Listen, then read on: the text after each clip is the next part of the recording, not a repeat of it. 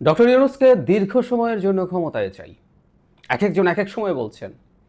মানে আমি এমন স্ট্যাটাসও, এমন পোস্টও দেখেছি কেউ তাকে আমৃত্যু ক্ষমতায়, ১০ বছর ক্ষমতায়, ৫ বছর ক্ষমতায়, নানান কিছু বা তিনি যতদিন ক্ষমতায় থাকতে চান সেই রকম আলাপ শুরু হয়ে গিয়েছিল।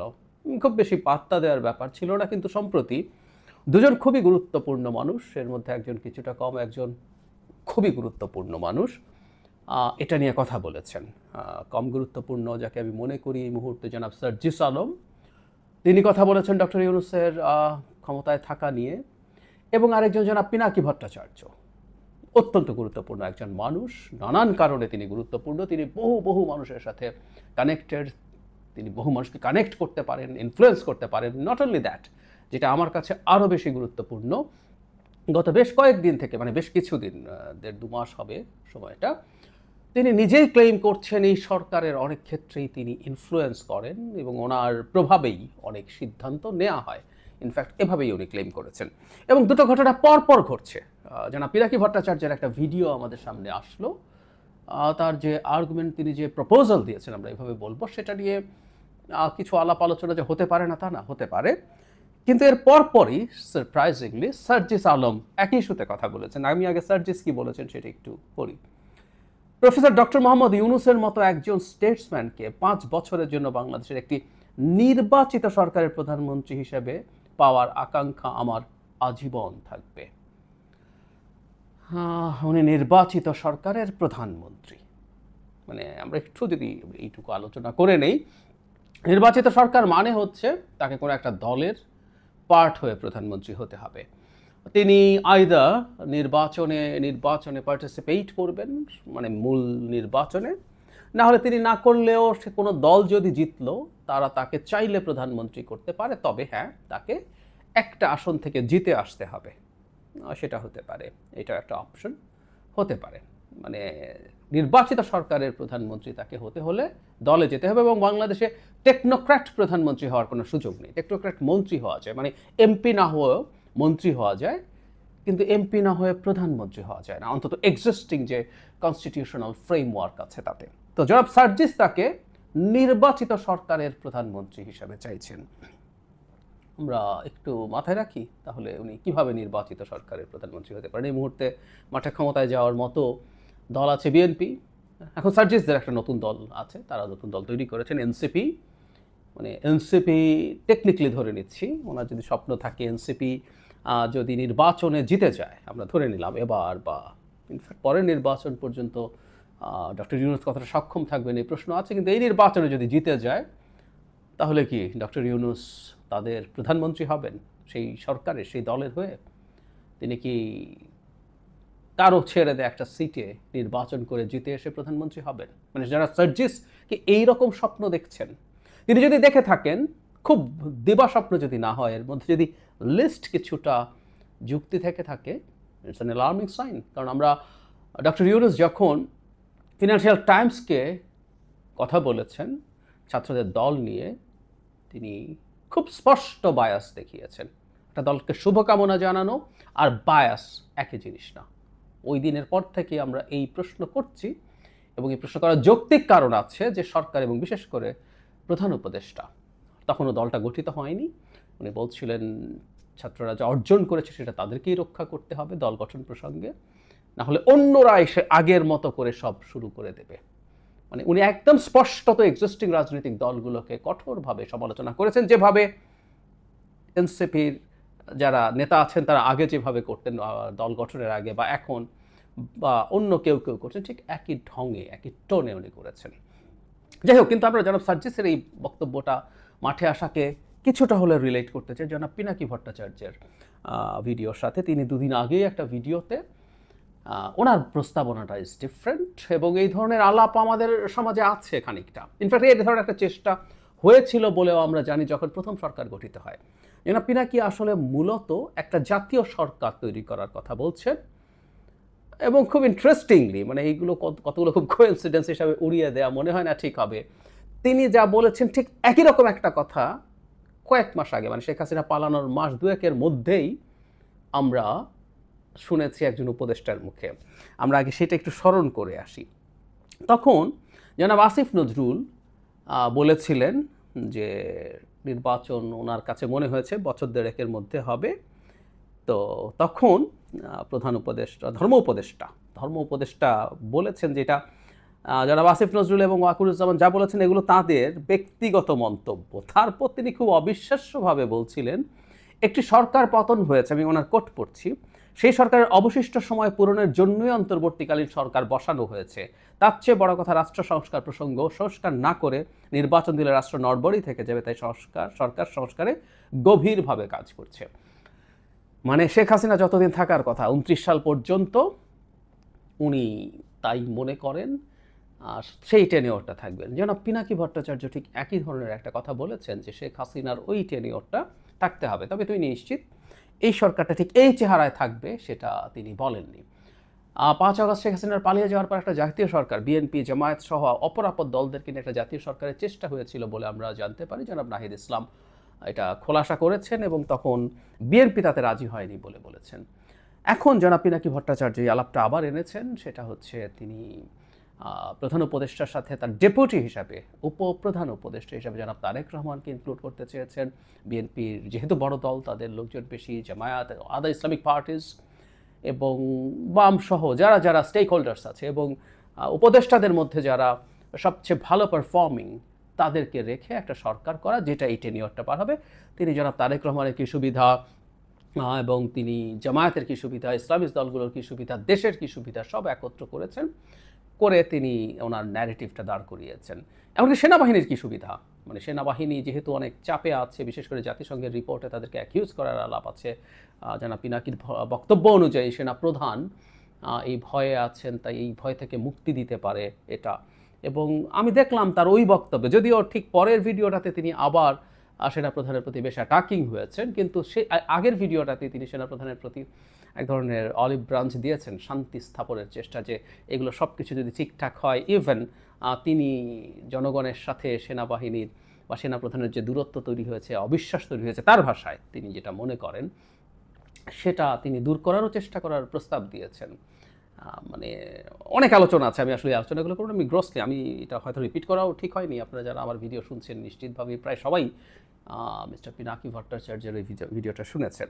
কিন্তু দেখি আমরা যে ন্যারেটিভটা এবার ফর্মালি মাঠে আনা হলো, ডক্টর ইউনূস ডিসেম্বর বা আগামী জুনের মধ্যে নির্বাচন না দেওয়া উচিত। এটা আমি বিশেষ করে জনাব পিনাকি ভট্টাচার্য তার মতো এত খুবই গুরুত্বপূর্ণ একজন মানুষের এই আলাপটা আনাকে ছোট করে দেখছিলাম। এবং শুরুতে যে কথাটা বলেছিলাম এই প্রশ্নটাও আমি একটু করে রাখতে চাই। যখন এই আলাপটা হয়, যখন আমি জানি না আমার এই ভিডিও জনাব পিনাকি দেখবেন কিনা, উনি হয়তো ক্ল্যারিফাইও করতে পারেন, কিন্তু উনি যদি যাই বলুন না কেন, আমি ওনার এখনকার বক্তব্য যতগুলোই শুনবো, আমার কাছে কিন্তু অনেক ক্ষেত্রেই সরকারের, মানে পুরো সরকার যদি না হয়, সরকারের অন্তত একটা অংশের চিন্তার বহিঃপ্রকাশ তার বক্তব্যে থাকে বলে আমি ধরে নেব। আবারও বলছি, এর জন্য কিন্তু আমি আমাকে ব্লেম করি না, এটা আমার কোনো রকম কোনো ইন্টারপ্রিটেশনেরও দরকার নেই।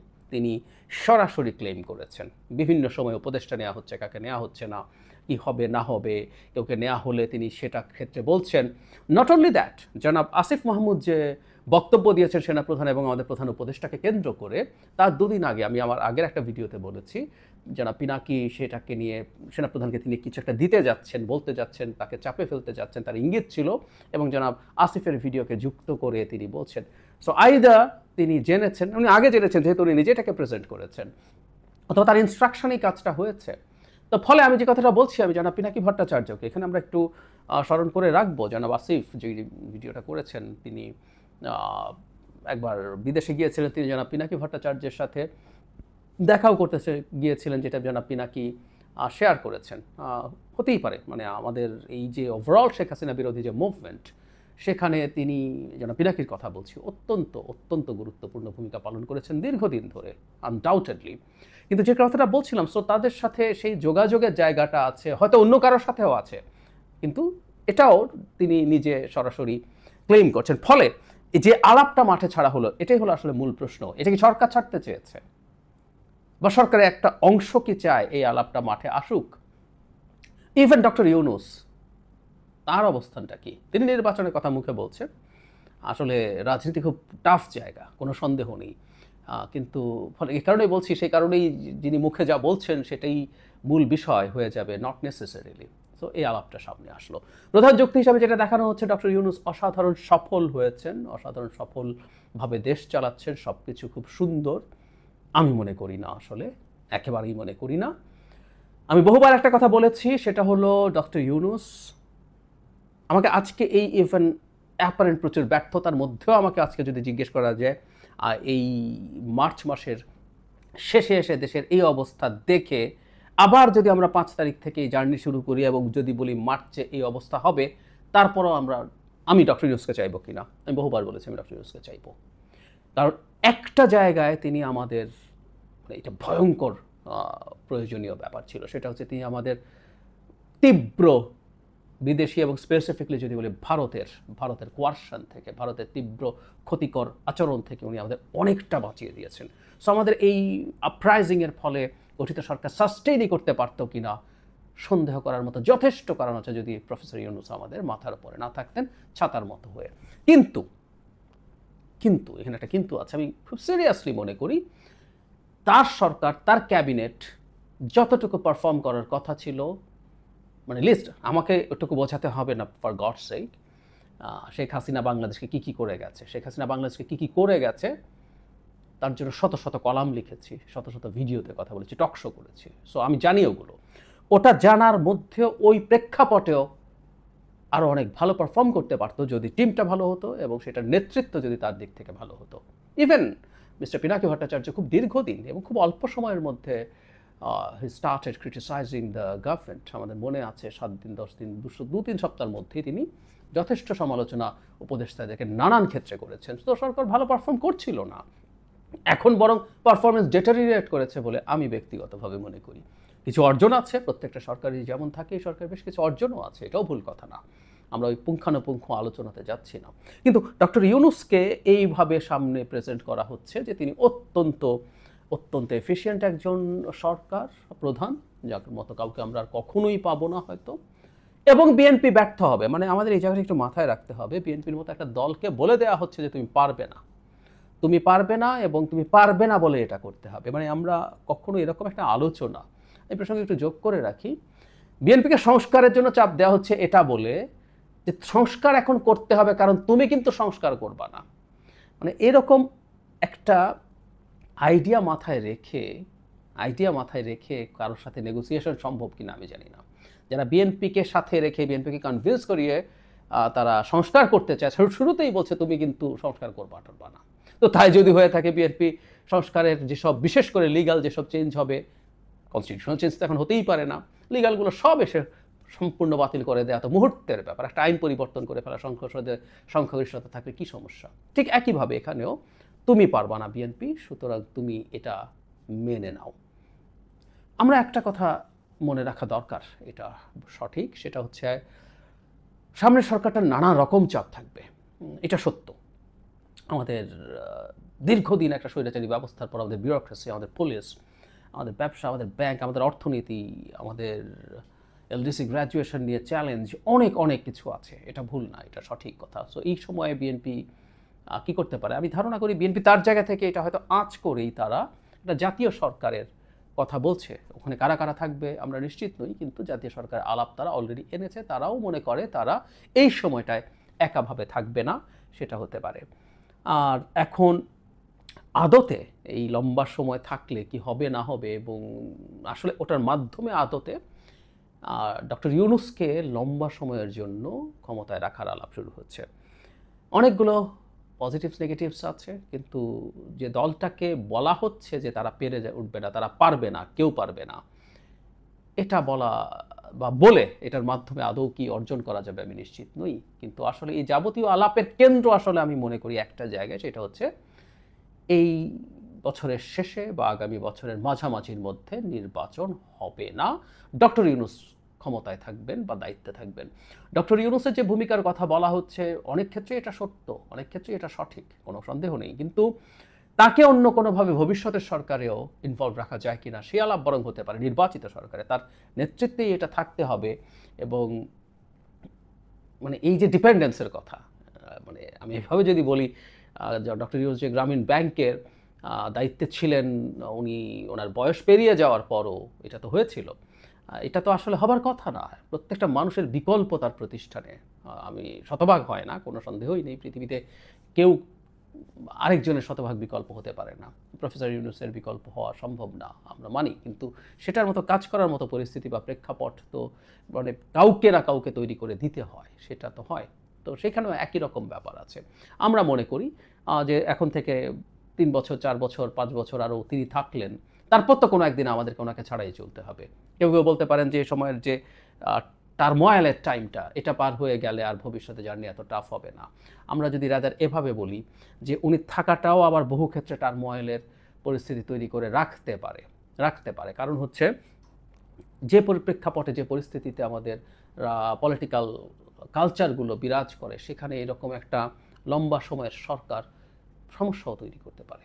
সবকিছু মিলে আমাদের একটু বিবেচনা করা দরকার। ইভেন এই প্রস্তাবটা বিদ্যমান যে প্রেক্ষাপট আছে, পরিস্থিতি আছে, এটা একটা এক্সট্রাঅর্ডিনারি সিচুয়েশন, এটাও সত্য কথা। এক্সট্রাঅর্ডিনারি সিচুয়েশনে অনেক এক্সট্রাঅর্ডিনারি সলিউশনের কথা আসতে পারে। কিন্তু আমি একটা জিনিস খুব ক্লিয়ারলি দেখছি আসলে, বিশেষ করে জনাব সার্জিস বলছেন, জনাব পিনাকি বলার পরপরই ডক্টর ইউনূসকে ক্ষমতায় রেখে দেওয়ার নানামুখী চেষ্টা হবে। মানে আমি যেটা প্রেডিক্ট করছি সেটা একটু বলে রাখা ভালো। হয়তোবা এই ধরনের একটা জাতীয় সরকারের আলাপ আবার আসবে এবং বিএনপি যদি তাতে না আসে, বিএনপিকে বাদ দিয়ে এরকম একটা জাতীয় সরকার তৈরি করে ফেলার চেষ্টা হতে পারে এবং তখন বিএনপিকে ব্লেম করা যাবে। অলরেডি একবার এই কথা কিন্তু মাঠে দিয়ে দেওয়া হয়েছে যে আগেরবার বিএনপি জাতীয় সরকারে আসেনি, এবার একই রকম একটা আলাপ আবার মাঠে ছাড়া হতে পারে। ফলে অনেকের কাছে মনে হবে তুমি যাওনি কেন, এবং বিএনপি যদি না যায় ওই জাতীয় সরকার, তখন নির্বাচনটা ডিসেম্বর বা জুনে না, তারা ওই যে তত্ত্ব জনাব আফম খালিদ হোসেন দিয়েছেন, ধর্ম উপদেষ্টা মিস্টার পিনাকি যেটা দিচ্ছেন, সেটাও আগামী মানে শেখ হাসিনার যতদিন টেনিওর ছিল সেই টেনিওর পর্যন্ত থাকবে। এই ক্যালকুলেশনটা হওয়ার সম্ভাবনা আছে এবং সেটা যদি ঘটে, এখন বিএনপিটা যায়নি কেন, বিএনপিকে ব্লেম করতে হবে, বিএনপির একটা ইচ্ছা, যদি বিএনপি না গিয়ে থাকে ভবিষ্যতে যদি না যায়, এটা তার চয়েস। একটা দল তার পলিটিক্যাল চিন্তা করবে, যে দলটা নির্বাচন হলে ক্ষমতায় চলে আসবে বলে প্রায় সবাই বিশ্বাস করে, এমনকি যারা তার বিরোধী তারাও বিশ্বাস করে, তারাও বলে ও ক্ষমতায় গিয়ে চাঁদাবাজি টাজি টেম্পু স্ট্যান্ড ট্যান্ড কি বলে এগুলো, তার মানে ও জানে যে মানুষ এই বদনামের পরও বিএনপিকে ভোট দিচ্ছে, এটা মানুষ জানে। তারাও কিন্তু ওটা বলছে ও গিয়ে এটা খাওয়ার জন্য উতলা হয়ে আছে, সো সে জিতবে। সো যে দলটা জিতে ক্ষমতায় চলে যেতে পারে এককভাবে, সে এই ধরনের একটা স্ট্রাকচারের মধ্যে কেন যাবে? যদি না যায়, তুমি আসো নাই তাই আমরা করে 4 বছর ক্ষমতায় থাকবো আরও এক্সট্রা, এই দৌড়ে যদি এই সরকার যাত্রা করতে চায়, এটা ভয়ঙ্কর অস্থিরতার জন্ম দেবে বলে আমি বিশ্বাস করি। আমার মনে হয় ডক্টর ইউনূস যা বলেছেন সেই জায়গাতেই থাকা উচিত। সেটা মানে আলাপ আলোচনার মাধ্যমে কিছুটা বেশি সময় কম সময় যাই হোক, ডিসেম্বর হোক জুন হোক, এই মধ্যেই কনভিন্স করে আলোচনা করে সবাইকে সাথে নিয়ে এর মধ্যেই নির্বাচনটা হয়ে যাওয়া উচিত। আমরা আনস্টেবল অবস্থা এবং নানা রকম ফর্মুলার মধ্যে খুব বেশি আর যাওয়ার সুযোগ আছে বলে আমার মনে হয়।